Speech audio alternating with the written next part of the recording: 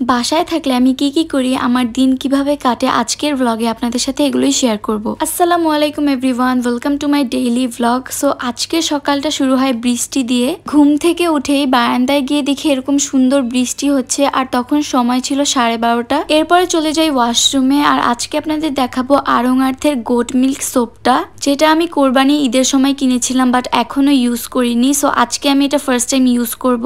একবার ইউজ করার পরে যেটা বুঝলাম, কম্বিনেশনটা অয়েলি স্কিনের জন্য ভালো হবে, বাট যাদের এক্সট্রিমলি ড্রাই স্কিন তাদের জন্য সুইটেবল হবে না। টু বি ভেরি অনেস্ট, এটা থেকে অরেঞ্জিশ স্মেল আসছিল, কোনো গোট মিল্কের স্মেলই আসছিল না। যেহেতু আজকে সকালটা বৃষ্টি দিয়ে স্টার্ট হয়, আম্মু ব্রেকফাস্টে রান্না করেছিল খিচুড়ি। কারা কারা আমাদের মতো বৃষ্টির দিনে খিচুড়ি খেতে অনেক পছন্দ করেন তারা কিন্তু কমেন্ট সেকশনে জানাতে ভুলবেন না। আম্মু হচ্ছে বিফ খিচুড়িটা রান্না করেছিল, আর খিচুড়ির সাথে আচার হলে তো কথাই নেই, অনেক মজা লাগে। অনেকদিন ধরে চুলে তেল লাগানো হয় না, আজকে আমি আড়ং আর্থের কালিজিরার এই তেলটা লাগাবো। আমি আর আমার আপু এটা অনেকখানি ইউজ করে ফেলেছি। এই তেলটা মূলত হেয়ার গ্রোথের জন্য, but as you all know আমি কিনতে চেয়েছিলাম সিসিমে অয়েলটা, যেটা হেয়ার ফলের জন্য বেস্ট, বাট কি করা, এটা স্টক আউট ছিল তাই কিনতে পারিনি। সো এটাই আমি এখন ইউজ করছি, এটা ভালোই। বাসায় পেয়ারা থাকলে এই মাখাটা আমি প্রায় প্রতিদিনই বানাই। এই মাখাটা আমার মেঝাপুর অনেক পছন্দ, সো আপনাদের সাথে শেয়ার করে আমি কিভাবে এটা বানাই। তেঁতুল ভিজিয়ে রেখে একটা তেঁতুলের গ্রেভি বানিয়ে নিয়েছি। এর মধ্যে দিয়ে দিলাম 2 চামচ বিট লবণ, 1 চামচ চিলি ফ্লেক্স, আর সরিষার তেল, আর হচ্ছে কাসুন্দি।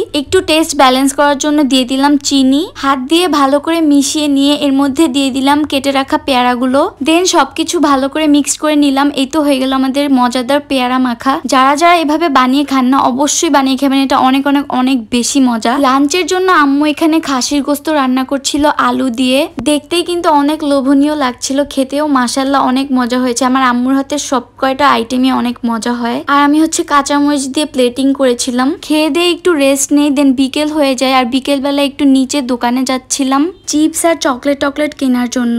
এখন অনেকেই কমেন্ট করবেন যে সারাদিনই খেতে খেতে চলে গেল। হ্যাঁ ভাই, আমার সারাদিন এভাবেই কেটে যায় খেতে খেতে। এরপরে আব্বু অনেকগুলো সবজি আর গরুর দুধ নিয়ে আসে গ্রাম থেকে, এগুলো মানুষ দিয়ে আনিয়েছে। আমরা সবসময় খাঁটি গরুর দুধটা খাই, তাই আব্বু অলওয়েজ 10 কেজি করে গ্রাম থেকে আনায়। বাসায় আম থাকতে আব্বু আবারও এগুলো কিনে নিয়ে আসছে, পাকা আমের সিজন বলে কথা।